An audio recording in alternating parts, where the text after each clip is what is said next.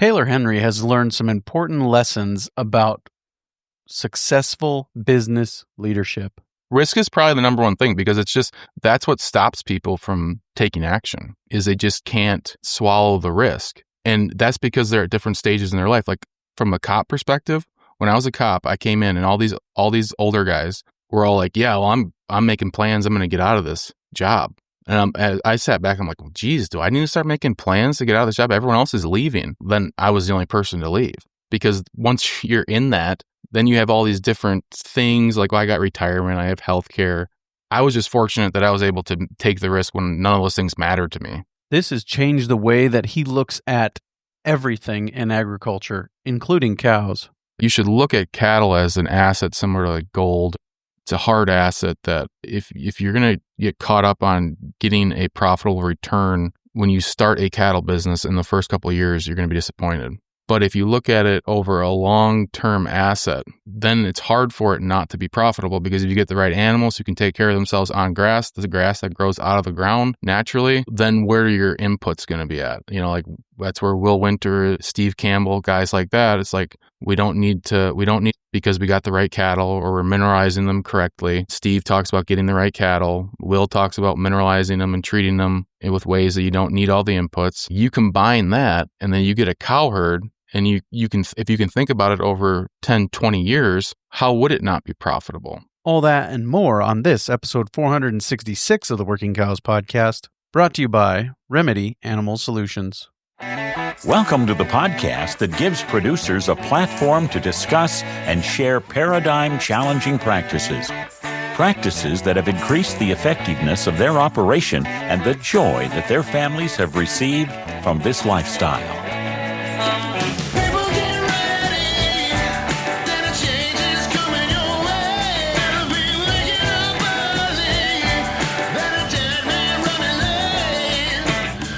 Hi, everybody. It's Clay Connery, host of the Working Cows podcast, recorded exclusively in the Understanding Ag Studios. Very excited to be joined today by Taylor Henry. He is the owner and CEO of AcresUSA, a role that he has not been in for very long, but a role that he has an interesting path into. And we're going to talk to him about his path into that role and what the lessons he's learned regarding business ownership and business leadership and some of those things today. As well, towards the end of the conversation, we will talk to him about one of his true passions, which is cows, and some of the things that he has been seeing happen in the cow herd that he is managing. And we will share that conversation with you right after a word from our sponsor today, Remedy Animal Solutions. Are you plagued with respiratory infections, pink eye, too many open cattle, lice, high vet and drug bills? Let Remedy Animal Solutions help you transition to a drug and vax-free system with their protocols. Prevention is way better than medicating.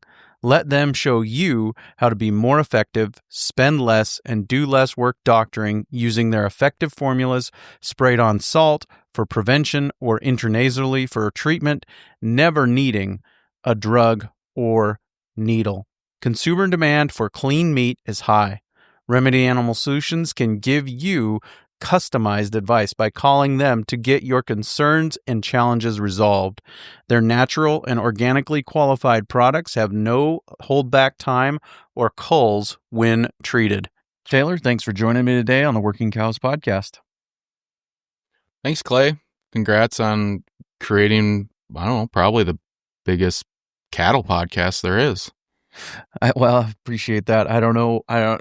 Don't know what everybody else is doing, but I do appreciate the opportunities I've had with all the just different people I've gotten to learn from over the years, and then just sharing that with everybody else. You get to learn with me because I'm asking questions I legitimately don't know the answer to. Yeah, so, I think that's always the best way to do it too. Is if the person asking the questions is similar to the people who are listening to it, those end up being the best. Right. Just genuine curiosity, right? Just satisfy your own curiosity. That's kind of what my journey has been for sure at this point. So, yeah, I guess not so recent development, but I still remember probably after maybe the first conference that you were in charge of at AcresUSA that Will Winter, said, you got to get a hold of this guy. You need to talk to him. And so here I am, probably 18 months later or something. I don't know, finally getting around to doing that. So kind of tell me a little bit of how that came about. How did you come to the place where you are now owner of AcresUSA? Is that accurate? The accurate description? Yeah, owner and CEO, person running it. It's kind of a interesting story. I've had a lot of interesting things in my life. I was a cop right out of college because I got asked to leave college a couple times. So I did the thing that you do when you get asked to leave college and become a cop. Went to the police academy. Yep. I mean, my dad was a police officer too, so it was kind of the general idea. But I became a cop when I was 20, and you get to learn a lot of interesting life lessons. Get to see people, not in their best situation, and kind of see how the government works too behind the scenes. But I was always obsessed with land. It came through hunting first.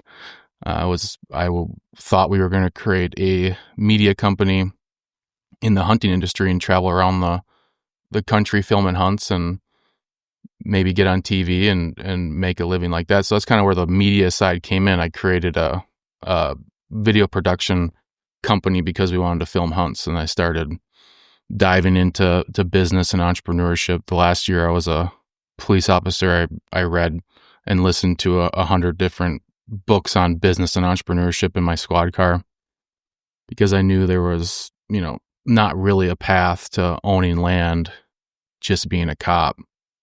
So luckily my wife, we've been married 4 years now. And I told her that, I'm moving back in with my parents and leaving being a cop. She was supportive of it. And I got one video client, left the full-time gig, and, that morphed into more of a marketing agency that I was able to see the inner workings of a lot of different types of businesses. And just fortunately for me, I was passionate about land, passionate about business, and passionate about real estate. So I became a realtor, which I started, helping people buy and sell land because I saw that there wasn't a ton of agents who were very good at speaking the same language as either farmers or hunters. And it took, I think it was about a year and a half, the week of COVID, we closed on the farm that I am on here now. And the key points of that, what I liked about it was close to town. So it was, valuable real estate. It had multiple houses on it. So we already had a solution for where I was going to live and make some income outside of the land. And the idea was we were going to create a, showcase type farm around hunting and have events and have people out. And essentially this education piece was always part of the strategy. When I was in the process of being under contract for the land, though, I started looking into farming and, entrepreneurship type mindset. Like, how do you make money with this new asset that you're going to have besides, the dreams or ideas that I had originally? And first book I read was Dirt to Soil by Gabe Brown. And then the second book I read was Restoration Agriculture by Mark Shepard. And I realized Mark was just down the road from me, about 15, 20 minutes. Went and listened to his book probably 2 or 3 times that winter, driving around his farm. So, I mean, it's kind of interesting. Anyone who's read a lot of these books, I was able to listen to the book while stalking his farm from the road, put in, more context. And I interviewed Mark for the hunting podcast we had because I thought his stuff that he was talking about fit really well in the hunting world. And from there, I started helping him out with some of the marketing areas of his business. And he's a top selling book that we have published at Acres. And it just over a few years, he kind of presented the idea to me. And, I reached out I found the owners who owned it. It was owned by a corporate entity. and messaged him on LinkedIn, and it started a 2-year back and forth negotiation, and I was able to buy Acres 2 years ago, almost in December. So I went, last year was the first conference that we ran. And then the year before that, I actually went in disguise the week before I purchased the company to see what all of it was about. And for those who aren't familiar with Acres, it's a publishing and media company. It was started in 1971 by a guy named Charles Walters, who was an economist and a farmer. And it's considered probably the oldest, most, longest lasting publishing company in North America on organic and ecological agriculture. And, a lot of the guys that you've had on the podcast, a lot of these people got a lot of their starts at Acres. Joel Salatin tells the story of, his first big speaking gig was at an eco-ag conference. They sold the company to this corporate entity in 2014 or 15, and it was a corporate entity that didn't have much to do with farming, and it had, I think, veered off the original purpose, which is, the idea of Acres is, in order for agriculture to be ecological, it must be economical. So that money profitability type standpoint. And I think we see it a lot in this industry. If you get confused about who you're speaking with, either the consumer or the farmer, that messaging looks a lot different. So that was kind of the idea, is just bring it back to its original roots and talk about true farming practices that will help farmers in any situation. And historically, Acres has probably been a little bit more commodity based. I've brought the cattle management side of things into it more. But yeah, we range from all aspects of agriculture.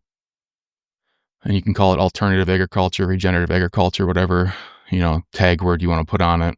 But we focus on the economics and then the soil health principles. So we have a monthly magazine. We've published over 130 different books. And then we have these events that we go around the country and do smaller events. And then we have a large conference and trade show every year. And this year will be our 50th annual EcoAg conference. Nice. Very cool. Yeah, I appreciate the story. Got a lot of follow-up questions that I'd like to cover. And the first one is, you said you listened to 100 books, entrepreneurship, business books. And, a long time ago, I heard a guy named Tim Keller, who was a pastor in New York City, say, if you read one author, you're a clone. If you read two authors, you're confused. If you read 1,000 authors, I think he said, you're wise, or you can become wise. And so I appreciate that. And so I just want to ask, did you start to notice themes and commonalities among business books and entrepreneurship books when you started to listen to that many books in kind of a short time? Yeah, and you can kind of split those into marketing and business, general entrepreneurship, and operational type stuff. Luckily, I got into all three of them. And then real estate is kind of the investment type model that, what do you do with money once you make it? Even though when you first start learning about real estate, you want to jump right into it, but you do kind of need the money part first. Makes it easier. Yeah, and I think that just to be clear there, I think what you're kind of alluding to, as I understand it, is that one of the keys to success in real estate is having enough cash to put down on things so that you can afford to sit on them without having to have income from them now. Is that kind of what you're thinking about there? I mean, that is the goal. It doesn't necessarily, that's not how I got started. I've never spent a dollar of cash on any real estate I've ever bought. So what I got out of it is, you're right, you need to take all of this stuff. The same thing goes in the farming world, because I did the same thing once I started learning about regenerative agriculture. You've got to take all of these people's ideas and fit it into your context. And I made all the mistakes of just taking an idea from a book or a concept and then trying to just repeat it. And then you sit there with your hands up and be like, well, what is this guy talking about? He just told me all I had to do is this, this, and this, and I was going to have success, and I'm not having success. So the key thing I took out of all of it is, number one, the people who are willing to take the most risk tend to be the most successful. And that, I think changes a lot. Like I am much more risk adverse now than I was when I was, 25. I had a girlfriend and was living in my parents' house. I was willing to do anything to get out of there. And that included, buying real estate with no money down and figuring out how to leverage banks. Now I have kids and a family, and I probably wouldn't really want to do that, especially with interest rates the way they are. But the risk portion of it, I think you look at any successful business owner, entrepreneur, they all took massive risks. And you look at people in our industry in farming, they all took massive risks. And it's inconvenient while you're going through the battles. But also the consistent thing is no one had an easy path. Like no one started a business and then just was like, oh, that was easy. We're just really successful now. Everyone has a story about failure, and they're all in those books, except it's easy for you just to ignore that and just want to get to the point where they are the person that wrote the book. So it takes a lot of thought and perspective on where am I at now compared to where I was, a year ago or a month ago. Because in business, everything just seems so slow and it seems like a grind and you feel like you're getting nowhere. But then when you always step back and take the perspective of where you were a year ago or a month ago, then it makes more sense. And if you aren't moving in the right direction, then you got to make a change. And that was kind of where I was, where I'd got the real estate side of things. I got my own businesses kind of moving, but I didn't feel like we were in a position to be able to scale to anything of decent size. And that's kind of what Acres gave me. I think that the media portion, the communication is the most important part of marketing, and it can be a driver of all sorts of other businesses. So it was important for me to get my hands on some sort of media company. And I think it always is easier to buy an existing established thing than, founding a new thing. Yeah, for sure. Okay, so back to some commonalities. Would risk be one of those commonalities that's in the business books that you feel like are common themes among them? Yeah. And risk is probably the number one thing, because it's just, that's what stops people from taking action, is they just can't swallow the risk. And that's because they're at different stages in their life. Like from a cop perspective, when I was a cop, I came in and all these older guys were all like, yeah, well, I'm making plans. I'm going to get out of this job. And I sat back. I'm like, well, geez, do I need to start making plans to get out of this job? Everyone else is leaving. Well, then I was the only person to leave, because once you're in that, then you have all these different things. Like, well, I got retirement. I have healthcare. I was just fortunate that I was able to take the risk when none of those things mattered to me. Now, if I had kids and a family and I was 5 years older, it probably would have been stuck. I would have got stuck in that. And, you bring up a good point about the risk too. Nobody has ever been viewed as sane when they purchase land. Everybody's always been looked crazy when they bought land, right? No matter it's always expensive. Right, exactly. And so, and everybody looks back and says, man, I wish I would have bought that 40 years ago. I had the chance. Wish I would have bought more. Right. I had the chance, but I didn't, and so I think it's always going to be a stretch, always going to be a risk, but always worth the risk, Yeah. And it's timing too. And luck is involved with all these things. Like we bought the property during COVID. At the time, I thought I was unlucky because I lost 90% of my clients in my marketing agency on like the next day. I thought how am I going to pay for this? But I also came into it being like, this will be the last thing. Like I will sell everything. I will find a way to make the payment each month. This is a hill that I will die on. And I had to have that attitude because I didn't really know how we were going to make money after COVID happened. Looking back on it, I was fortunate that I took that risk at that time. Interest rates were good. Prices were down. It was right before prices. Like in our area, our land has tripled in value since the day that I bought it. And that's luck. it's luck, and then it's willingness to take action. Now, if I look back on it, wouldn't everybody say like, oh, I would have levered as much as I possibly can at 0 or 1% interest during 2020 or 21 and just bought as much stuff as I possibly could? But we were all sitting there like, we have no idea how this is going to play out. And so you always look back wishing you're going to do something. You just got to hopefully do one thing or two things. Right. What were some of the other commonalities from the business books? And I think also you said that the marketing agency gave you a chance to look inside of other businesses too. So what were some of those commonalities that you started to notice? Analysis by paralysis is probably the biggest thing that will, kill business owners. Is, again, it's action and a lot of action, and then killing things as soon as possible. So if you have an idea for something to make money, it's the loss. What is it? Loss fallacy or sunk cost fallacy. Yep. If you have this one big launch for a business or farmers, I'm going to plant this one crop in this field, and this is going to pull us out of all the problems that we're in. And you put all your time and effort into thinking that that's going to work, and it doesn't work. And you continue to do it because you've put all the time and effort into it, and you've got to get something out of it because you've now have invested a bunch of time and money into it. Those things you always have to, sit back and recalibrate and really be honest with what is working, what isn't working, and then either move on or adjust. I like to do a lot of different things, and then you just pick the winners at the end, and you aren't so emotional about the one idea that you had.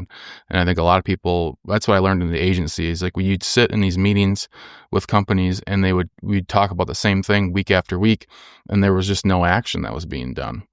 And they just they wanted to plan. I think, action, taking action, trying a lot of different things, throw a lot of darts at the dartboard and just see what sticks. That's how you become diversified and have success. Yeah. And I think that is something that I've always been, or I don't know, always is not true, of course, but something that's been a consistent theme is just that multiple streams of income. And, and I think that's one of my core identities of an entrepreneur is that they have multiple streams of income, and that they're not dependent on any one thing to make or break them, And so I think does that ring true in your experience? Yeah, because every entrepreneur has done something that was successful too, and then all of a sudden the faucet went dry. So like in our business, previous business I had or was part of, we had a lot of success running media ads. Like social, Facebook, Instagram. And we had become too reliant on that source to acquire new customers. And one day Facebook just shut us down. And you learn that you can't be reliant on one thing. Like I'm always looking over my shoulder. It's like, well, what thing is going to just shut off? So you try to diversify as much as you can. To when things are bad in one area, you have something else to prop it up. And that's connected to that sunk cost fallacy too, right? Like you have to pick, like you said, pick the winners, stick with them, and be constantly finding those other things too that are going to be maybe the new winner in the future, right?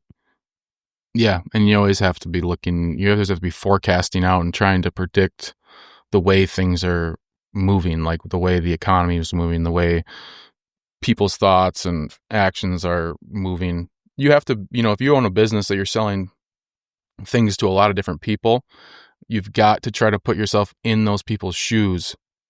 This is a good one for farmers too, because they put themselves in the customer's shoes and they think of themselves.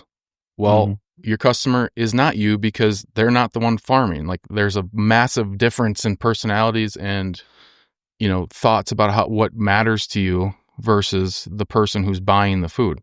So somehow you have to get into different types of people that have different experiences than you do, their shoes, not necessarily yours. Luckily for me, like Acres, I can look at my shoe, like from my farming farming perspectives and draw from that. Sometimes businesses you can do that in, but like we have Airbnbs. I go to an Airbnb, I don't care about anything. Just give me a bed, a TV, make sure the door opens. I'm good. And like luckily my wife and my mom think better about like all the little things that make the Airbnb good. You've seen the picture, right? The meme of the guy's apartment with a TV on the floor and an air mattress and a folding chair, and it's like women are frustrated that men would live like this. Yeah, it's totally true. Yeah, it's the same thing. Like we plan events. I'm like, let's just get a stage and a microphone and put a speaker up there and just put chairs out for people to. But then our event team is like, we'll have a 20-minute conversation on what sort of lanyard we need to have and the clips, because if the name tag flips and people can't see the name tag, I'm just like, all right, that's why you guys talk about these things. Well, and I think that's knowing yourself, right? You have to know yourself, and you have to know what kind of person you are. What are you interested in? Are you the vision guy? Are you the details guy? Are you the tasks guy? I was just having this conversation last night with a guy who is elected as a trustee of our church. I said, those three people are never the same. Mm-mm. Those three people are never the same. You need the details guys to say, hey, that's a great vision, but don't forget about this. And you need the tasks guys who can go and execute on the vision, and I think you have to know which one of those you are and which one of those you aren't, and then surround yourself with people who can make up for the things that you're not, right? Yeah, and I think that's probably a consistent thing with business owners too. Successful ones is they've probably done all the parts of the business. And this is a good one for farmers too. Like, should you be the one cleaning out the pen? Or should you be the one that, is mopping the floors? Or do you need to try to create systems that get you out of those smaller tasks that, let's be honest, other people can do them. You can train other people to do those things. Fortunately for me, I operated as, the marketing person in businesses. I've operated as the operational person. And, now I'm operating as more like the CEO and visionary type person. But when I bought Acres, it was like buying an old house that needed to be remodeled. Like we literally tore it down to its studs. There was weeks where I was the one answering the customer support calls. And I thought it was important for me to at least get my hands into every piece of the business. So then whatever people we brought in, I could at least give them direction as someone who's actually done it. So I think it's important for, you to do all the little things, but then you need to make a plan to get out of them as soon as possible. Yep. Yeah. And I think that it's important for CEOs and those in those roles that are analogous to a CEO to be knowledgeable about all those tasks, and also in the moment, in a pinch, willing to do them, right? If anything is below you, you are probably not up to the task of leadership. If I won't do that because I am the leader, then you're probably not cut out to be the leader. Yeah, absolutely. And you're the person. It falls on you. No one else is going to have like, hopefully you get employees that, feel the anxiety of the business with you to certain extents. But no one else is like, there was probably 2 months after I bought it where I was like, we're going to die. It's like, what did I do? So like, I think any business owner, you listen to all these guys' stories in farming too that have success, like Gabe's story, obviously, where he lost 3 or 4 crops in a row. Like no one else has those scars except the owner of the business.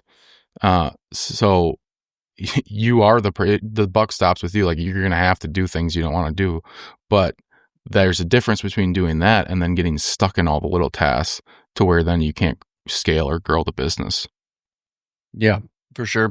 What's always struck me about podcasting is that it's a business. I mean, like everything else, everything is a business. Like, I'm anything that you're doing where you're trying to generate income is a business, and it is subject to the same rules as every other business, right? So, ranching for profit has the 3 secrets for increasing profit, right? And that is every business operates by those same 3 secrets: increase gross margin per unit, increase turnover, and reduce overheads, right? Mm-hmm. Every single business are subject to those same 3 secrets. And so it doesn't matter what you're doing.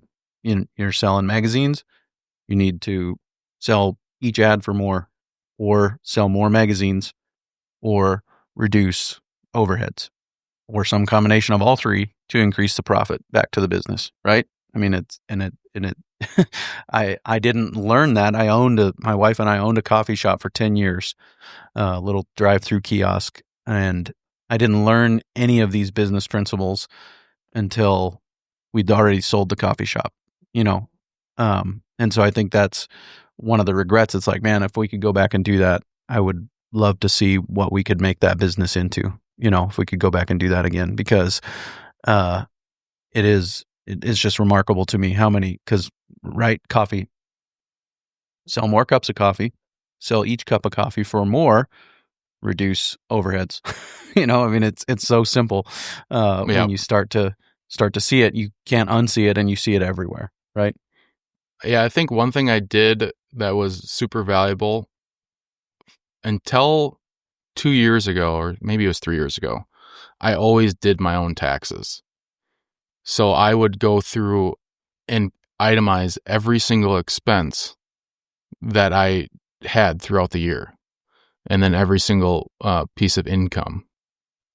And if you do that and you understand, number one, how taxes work, and you understand, the different things that you can write off or things that you can't write off, and then you understand the thing that, like, write-offs are still money out of your pocket. It's like, I don't know, there's a meme out there where I think it was like on Seinfeld or something, and they're like, well, I'll just write it off for my business. And they're like, well, yeah, but who's going to pay for it? I don't know. I think I get paid back from the government. It's like, well, no, you're paying for that still. Yeah. And, like all that was a big thing, like with cops, because cops are always like, oh, you get to write off this business expense. Everything's a write-off. It's like, yeah, you still have 70% less money than you did before. Yep. This episode will be out in a couple of weeks, I think, from when this one releases. But guy just said that to me. He said, when you buy something to avoid paying taxes, you just jumped over $1 to pick up 30 cents. Yeah. It's and that didn't stick with me because I operated businesses at a loss forever, and there are some advantages of it, but you would just be like, why did I buy all that dumb stuff? And like, cool, I get to write it off, but like, I still have less money. And the key thing, so like one of the books I read on business and entrepreneurship was Rich Dad, Poor Dad. And I would recommend it for anyone who wants to just like think about money differently. And I think the key lesson to that book is the difference between a business owner and an employee is the business owner gets to take his taxes after he's bought all the things. An employee, the taxes come out first, and then you have to buy everything. So yes, there's a giant advantage to that, but it doesn't mean you have to always be at zero. And then it didn't connect with me until one of my clients, one year I got on a call with him for his weekly call, and he goes, well, I just had the biggest tax bill I ever had. And I'd been on multiple calls with owners who had, generated millions of dollars in a business, and their tax bill like crippled them. And I never understood it. I thought like, oh my gosh, like what is this tax bill just like sneak up on you or something? And like, no, it's just they completely were overlooking things. They did dumb things with money, and that's how it happened.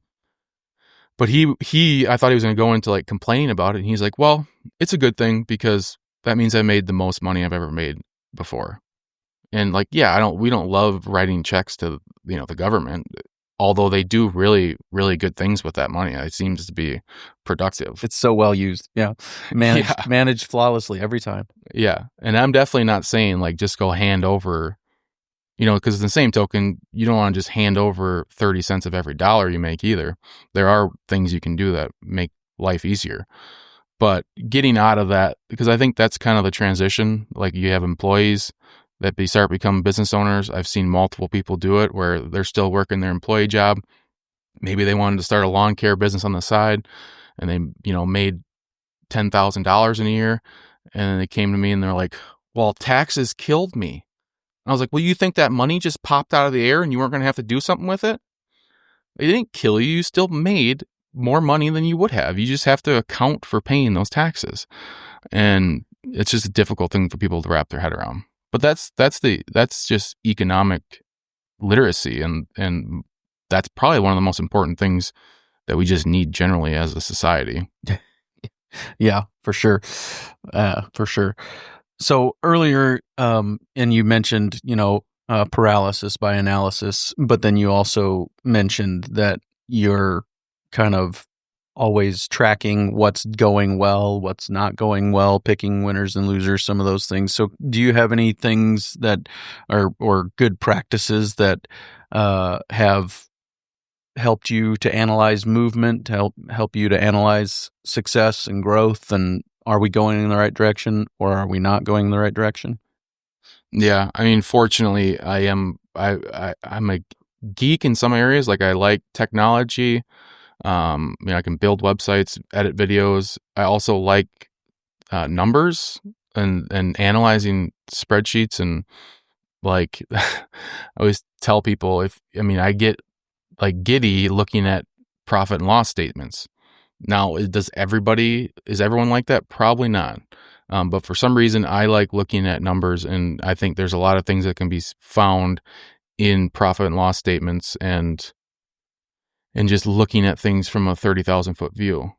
So when I say I analyze things, I don't probably do it as often as I should, but it's just the act of doing it. So like, I like to do, end of year, doing your taxes is an easy time to analyze a lot of different things. And, if you at least do it once a year, that's better than what a lot of people do. Now, should you start getting to the point where you have bookkeepers, and you can get to the point where you have monthly reports, those are super helpful. But when you're in the thick of it, and you're like, I look at it like you're in like a battle every day.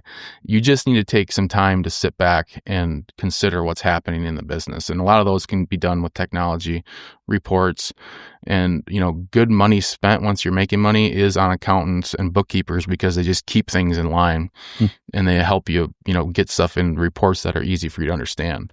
I'm by no means like a math expert or anything, but I've gotten to the point where I like to look at a lot of numbers over a different periods of times, and then you can start picking things out that seem to be working.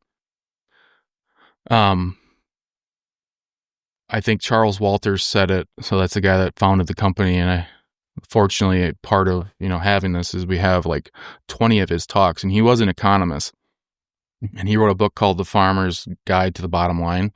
And one of his last talks at the conference, he said to farmers, he's like, for gosh sake, guys, like, please just take some time and sit back and just think about the business. Think about the operation. I look at, I have family who does dairy farming, and I know that they've never just sat back and been like, let's take a day. I don't know, however you do it. For me, I do it while I move cattle, and sometimes I just drive around looking at land. And you can get into these like thought experiments, essentially, where you're just considering different aspects of the business. How can this become more efficient? How can we reduce costs in these areas? And if you don't ever take time to, consider those things because you're too busy with busy work, those are important. Yeah, I have a talk brewing right now, and the kind of the seed, the nugget of the idea of the talk is that anything that you would pay a professional to do, what you pay them to do it will seem cheap after you try to do it yourself. Mm-hmm. So that's good. For example, and this is going to probably become an advertisement it might even be the advertisement running on this podcast, for Ranch Right, who's a bookkeeping service for farmers and ranchers, is that when my son and I, for a homeschool project, went out to my brother-in-law's house and painted his pickup, my son's pickup, you start to look at, okay, what would it have cost me to pay someone to paint this pickup? And it's like, that would be cheap compared to the 120 hours my son and I put into that pickup over the course of a week, probably more than that, actually. We put in 10, 12-hour days every day for 5 days, both of us. It's like, okay, it's cheap to pay somebody else to do it. And I think everything's that way. And that's because professionals do things faster and better, and they have the right tools and all those things, and one of the things that helped us be more successful is we had the watchful eye of my brother-in-law, who does that kind of work regularly. And he had a lot of the great tools. So we were even better than we would have been if we were on our own. But that's one of the things that I think we should start to recognize. What am I a professional at? Am I a professional bookkeeper? Am I a professional land manager? What am I a professional at? And those things that I'm not a professional at, I should probably outsource to somebody else. Yeah, it's a pendulum of time and money that everybody has to deal with. And I think it's one of the things early on when people are getting started too, is they might go the opposite way where they're hiring everybody or hiring out a lot of different things. And it's like, where are you at on the pendulum? Do you have more time or do you have more money? And if you have more time, then you need to grind and use the time. And if you have more money and less time, then then you can start outsourcing things. But you're right too, where like you can't really outsource things if you don't understand them either. So in business, it's always good to, wrap your arms around a certain task or an idea, and then it's easier for you to outsource them. Like we remodeled our house when we bought it, kind of, like I laid the carpet and did things, but those 3 weeks where that's all we were doing.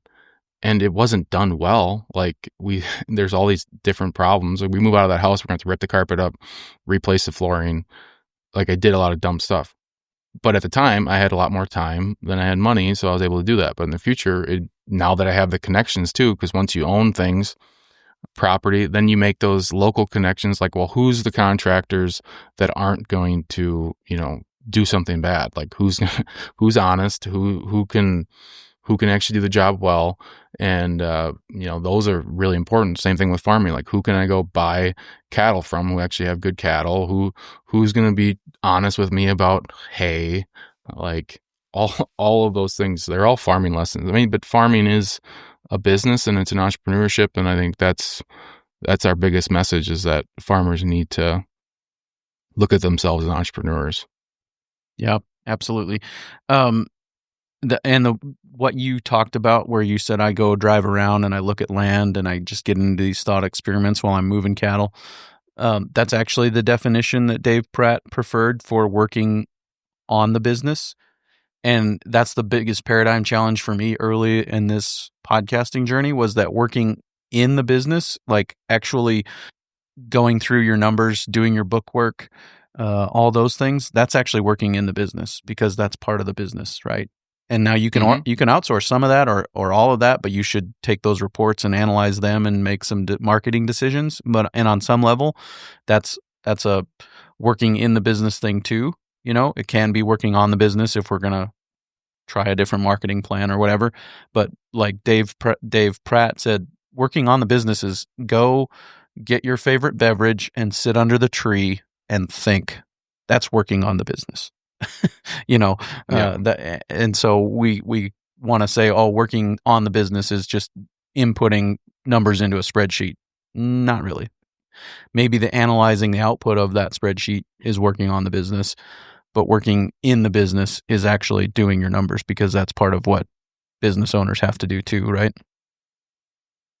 Yeah, you need to understand your numbers.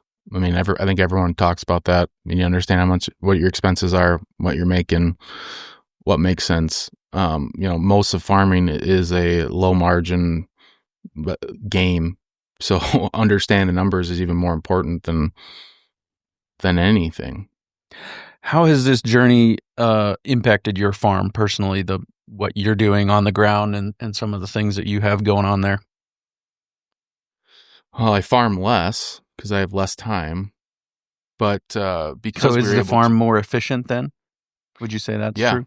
Yeah. It Yeah, has I to mean, be, I right? was, yeah, I had like the first year I had 6 cattle that I grazed, and I was spending 40 hours a week on it. Like, I was so naive to grazing cattle that I ran because I listened to Gabe, and I do make fun of these guys a lot now because I'm like, you said something in your book that, like he said, cattle can be ran with single wire, poly wire, you'll be fine. You don't need expensive fencing. Well, I took that as I can just run them single wire without any permanent fencing around the boundary of the property. And I did that. And I took a post, like the first day I ran them out in the grass, I took a post and I put the wire all the way at the top of the post. So the first thing they did is they just walked underneath the wire. Like, that's how naive I was to grazing. But, I used those first 2 years where I was spending a lot of time, and then I just, built systems, and then you're able to show people. And, like, my rule now is there's no excuse for spending more than 4 to 5 hours a week on the farming. Like, there's most of the days are 15 minutes, and then there's usually one day a week where you spend hour and a half to 2 hours. And with the cattle, I think we've gotten, you get water lines, you get the fencing infrastructure, it makes life a lot easy. And get to permanent fencing, because there's nothing that causes more sleepless nights than thinking your cattle are just on the road. But I don't know, if you're new to this, that's where the advantage of, growing up in it, which I didn't at all, comes into play. But the advantage of me not growing up into it at all is I formed all my opinions and experiences just from a selective group of people that I learned from, and then my own experiences. Certainly. So let's talk a little bit about the conference you got coming up in December. Tell me about some of the things that are exciting to you personally about that conference.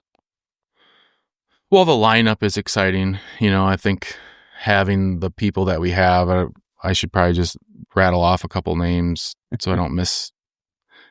That's the biggest thing. I've been fortunate with how kind a lot of these speakers have been. Like at this conference, we have Gabe Brown, Joel Salton, John Kemp, Neil Kinsey, Dan Kittredge, Don Huber, Dr. James White, Rick Clark, Will Harris, Gary Zimmer, Mark Shepard, Steve Campbell, Will Winter, and that's about half. We have over 30 different speakers.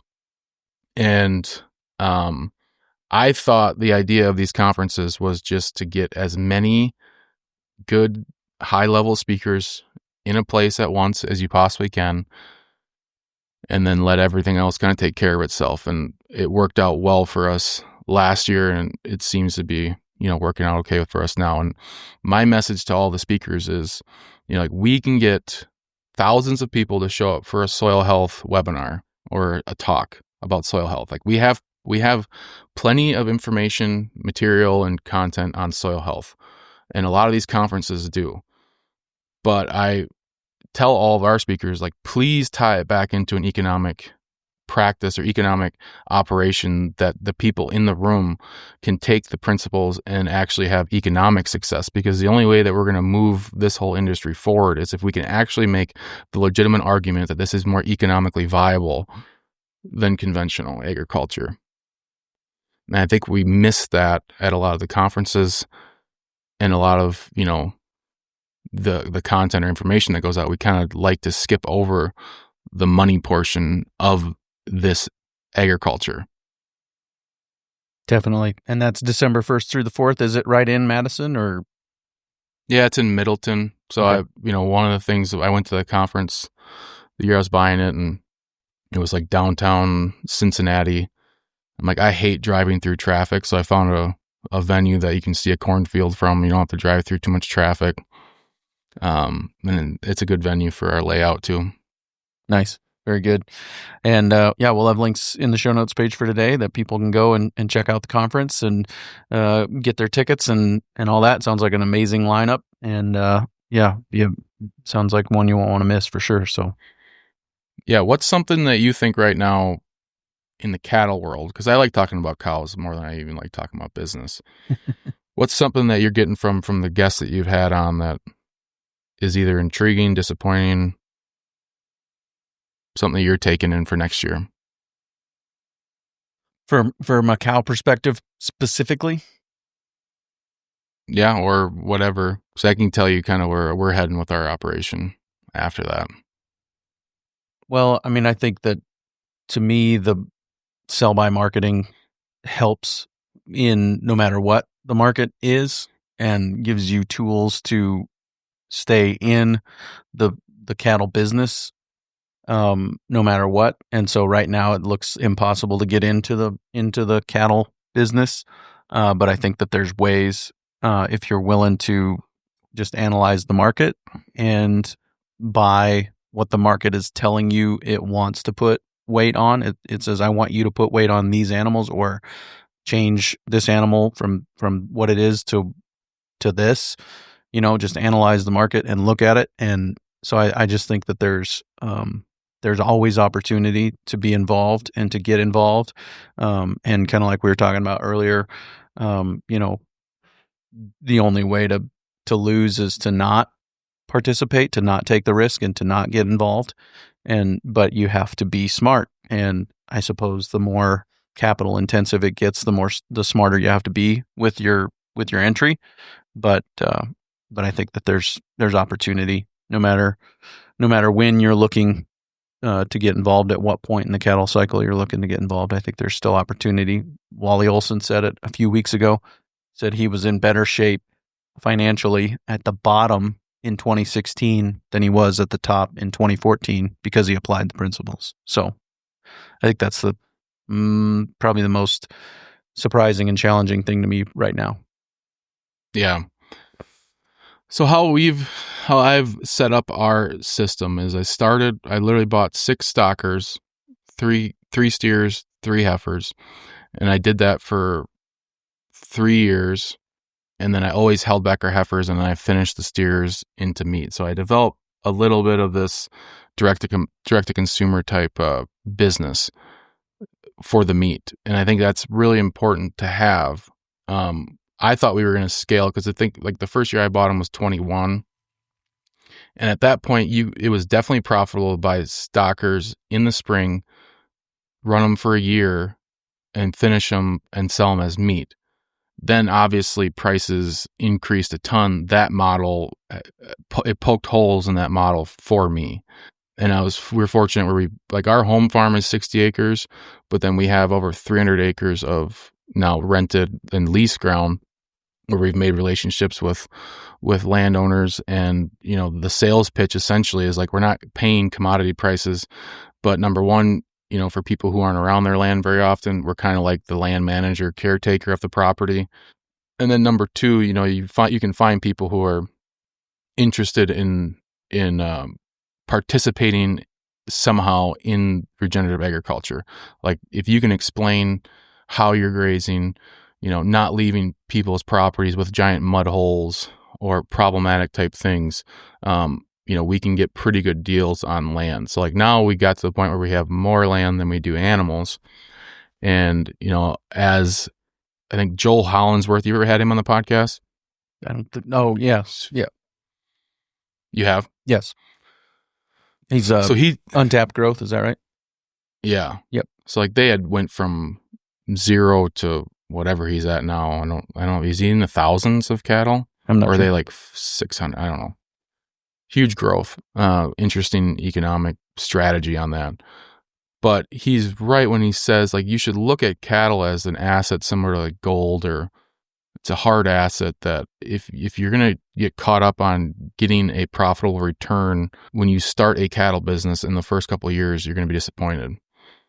But if you look at it over a long-term asset, then it's hard for it not to be profitable, because if you get the right animals who can take care of themselves on grass, the grass that grows out of the ground naturally, then where are your inputs going to be at? Like that's where Will Winter, Steve Campbell, guys like that. It's like we don't need the inputs because we got the right cattle or we're mineralizing them correctly. Steve talks about getting the right cattle. Will talks about mineralizing them and treating them with ways that you don't need all the inputs. Like you combine that and then you get a cow herd, and you can, if you can think about it over 10, 20 years, how would it not be profitable? But we haven't, went out and bought a bunch more land, which would have put more pressure on, that asset. But I'm starting to be able to look at it as a 10, 20 or 30 year plan, handing it to my goal would be that my kids or one of my kids takes over a farming operation, and that would be their way of living. That would be the goal, but someone's got to build it up. I didn't get started by somebody else, and you're going to be disappointed if you want to just jump right into it. Like right now, you buy 100 acres of land and 100 cows. That is a lot of money. And if you have it in cash, I would argue it's a good investment. If you want to borrow at 8 to 10%, it's going to be hard for that to pencil out. I think it would over a long period of time, but you gotta find ways to take the pressure off what you need to do with the land in order to survive. So that's what we started investing in cows. And I look at it now as, we've gotten to the point where we have around 30 cows, and now it seems easier to scale. It's like, well, I'm going to get 30 calves next year. And then the year after that, you're going to get, whatever, 40, 50, 60. Like now I can see us getting to the point where we can scale, but it took a while to get there and making some mistakes. But I'm glad I made the mistakes with smaller herds because it's not as painful. Yep. The Bible says, do not neglect the day of small beginnings, or do not despise the day of small beginnings. So I think that's a principle, right? That you got to start to succeed. You have to start and don't be afraid to start small. And, that's Wally Olson's thing, right? What do you have to be in the cattle business? A cow, one cow. Yeah.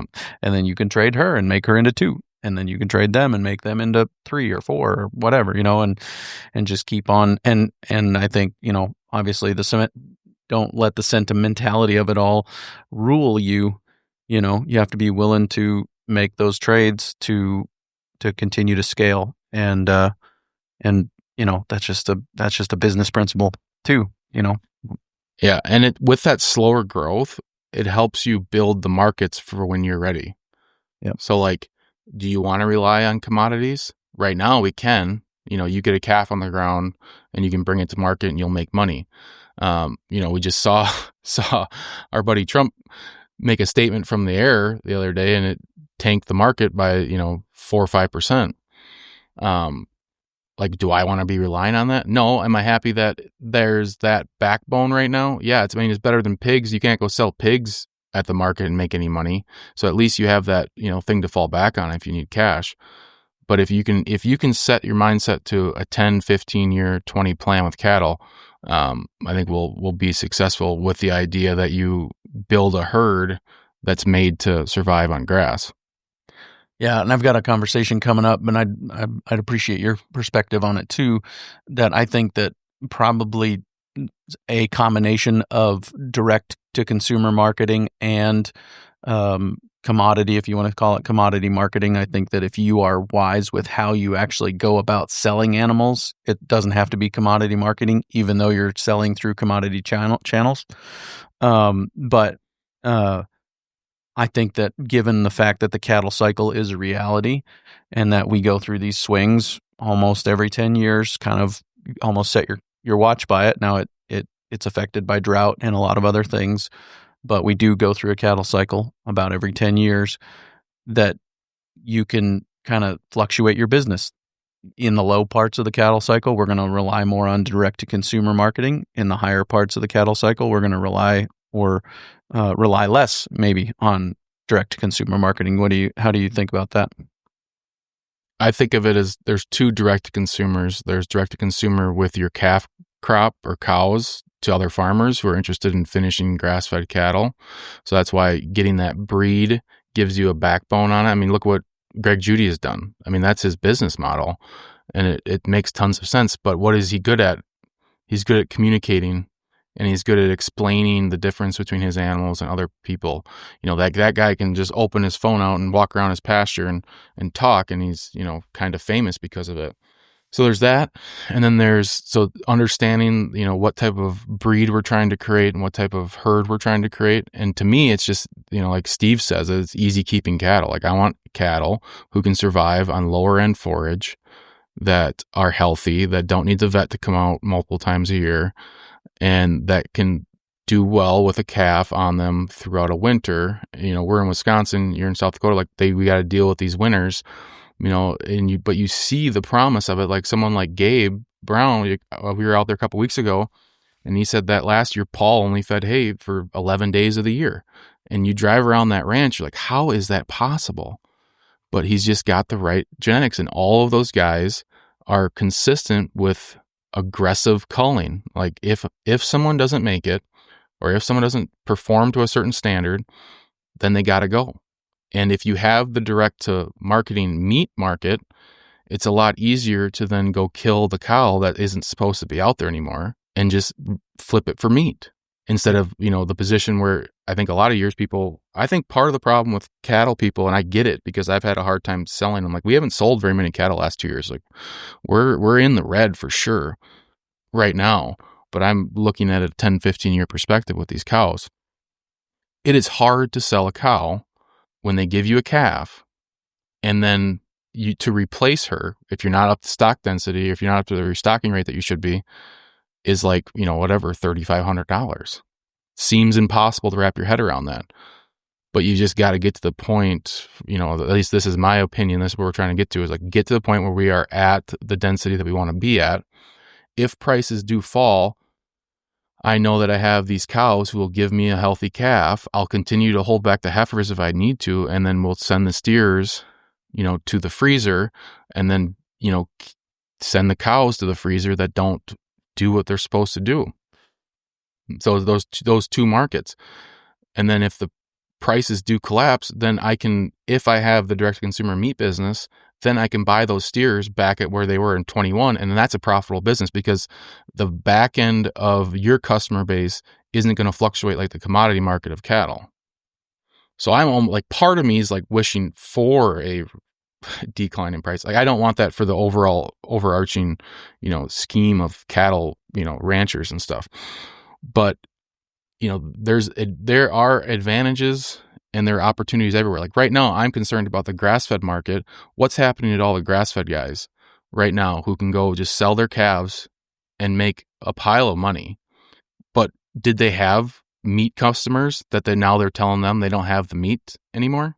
Because right now, legit, I make less on our, like a whole or half meat customer than I do if I were just to go sell the calves a year ago.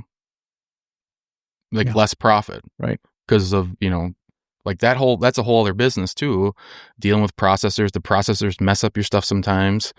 You know, that's a customer support thing. Like it's not an easy business by any means. It's a whole other thing. But you've got to continue, once you have the customers, you got to continue giving them the food or they will leave.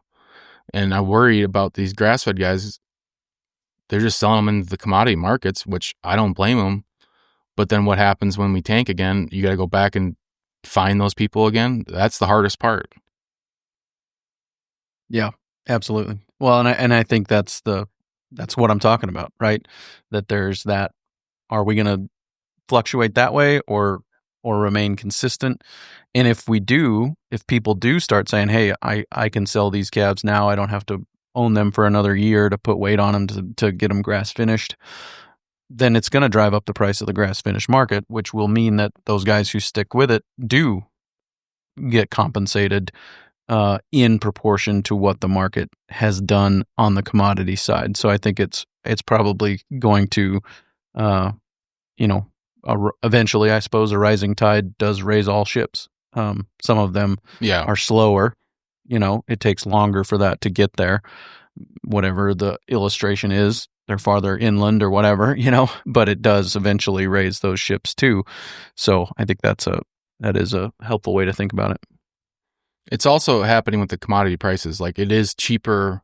It's probably cheaper. I wouldn't even really know, but it's probably cheaper to grain feed cattle this winter than we don't have bad hay prices, but the grain's so cheap.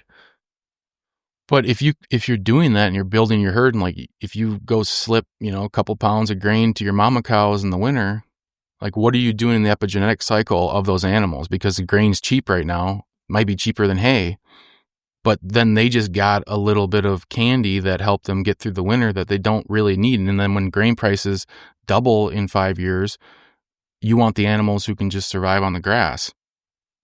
Well, yeah, and that's what, back to what you were talking about with Gabe Brown, I think he's told me publicly, I don't think I'm saying anything out of turn, that he said, I want a cow that'll winter on a rock pile, and Yeah. he's like, we breed cows, we select cows that can winter on brome grass, which is an invasive species, that is not desirable, but it's easier to change the cow into one that can survive on brome than it is to change the pasture into something that's not brome, right? Yeah, yeah, and he'll say too, like, this is a key distinguishing difference too. What is your cows eating versus your finishers? Like he said, he doesn't want its finishers doing that.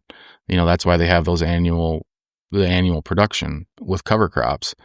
I kind of in the same, like, you talk to Will Winter or Steve Campbell when they came to our farm, they're like, well, your grass is too mature. You got to get out there and clip it or hay it before. You talk to Greg Judy and he's like, we'll never clip or hay my own pastures. If something's mature, we let it go. We come back later and they pick through it. But we're talking about probably the cows in those perspectives. Like Gabe's the same way. They're not mowing 6,000 acres or whatever they have over there. They've got to deal with what they have. Like, I'd rather have the animal that performs in the environment that they're in. And we're fortunate, like we're in a good area for forage. But the guys out west, like going to Gabe's place, like, it's beautiful, it's amazing. But I would be worried about my animals living on that grass right now. Yeah. Right. And, hot off the press, I don't think this is released content yet, but Gabe is going to no perennials or no annuals. I mean, no annuals eventually. And I think, I don't know if they're there yet or if they're next year or a couple of years, they'll be all perennials.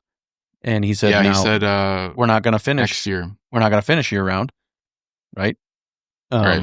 That it's going to be more seasonal, but some percentage or a large percentage of everything you sell in the beef direct to consumer world is frozen anyway, so it doesn't really matter. You can put them in the freezer and and sell them as they're purchased. So yeah, it is public, because probably the two favorite things I've ever created with Acres was in the last month or so. We went to Gabe's farm and Joel's, and we just rode around with both of them in a vehicle, and we did like this long kind of raw interview with them actually showing us a farm. And he mentioned that next year Paul is going, there will be no annuals. He didn't seem like he was that, I don't know. It's interesting. He seemed like he didn't necessarily agree with it, but because he said like he's going to miss it when he's trying to finish these animals. But it does make a lot of sense to get away from it, because once you're in the position they're in, they have the market, they have the systems in place.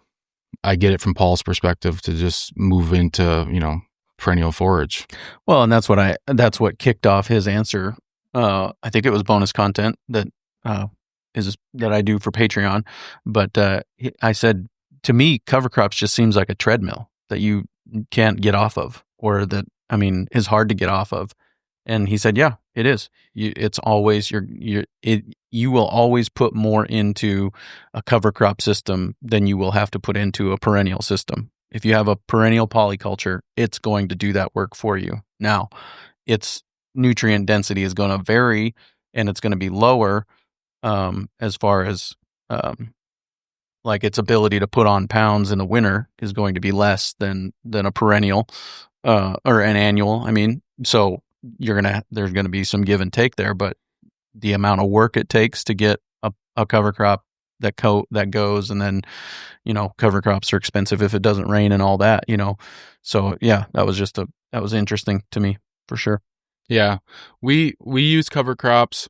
I use them now that I would tell anyone, like, plant everything to grass and then find the areas that are deficient in whatever, like they're coming back, it's not growing grass, whatever, you may have missed it with the cedar or something. And then we actually have like these ridge paddocks that we use where we bale graze, and we bale graze them hard because they're close to the water for the winter. And then we run the pigs over the bale graze residue. They'll work it up a little bit and make it easier to get a seed in there. And then we broadcast the seed in either with the pigs the last day that they're in there and they help stir it in.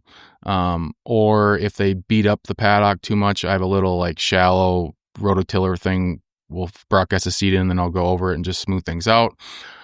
Or if they didn't beat it up much at all, then just drill into the bale residue. And it's worked out really well for us. But if we can get to the point where we don't need that winter forage, because right now those cover crops save me a month of hay, which you do the math on it, it's like $40 an acre to plant the cover crop. And, it saved us about, it was about half the cost of feeding hay for a month last year. Yep.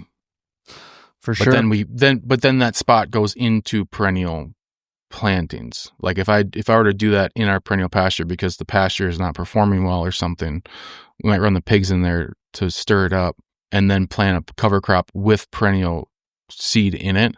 And then the idea is like we disturbed it once. Hopefully it goes into perennials. Now we won't have to disturb it again, and just go section by section in the farm like that in the places that aren't performing well. Yeah. Yep. Very good. And that sounds like a fascinating place. And you are in Southwest Wisconsin. That's right? Yep. We're in the Driftless region. So just south of La Crosse. Real winter. Not compared to northern Wisconsin. And honestly, I would take our winters the last couple of years. Not bad. They haven't been bad. Right. Yeah. No, we've had open winters, which I don't prefer. I'd like to have some snow to cover the ground, I think that's important for soil regeneration.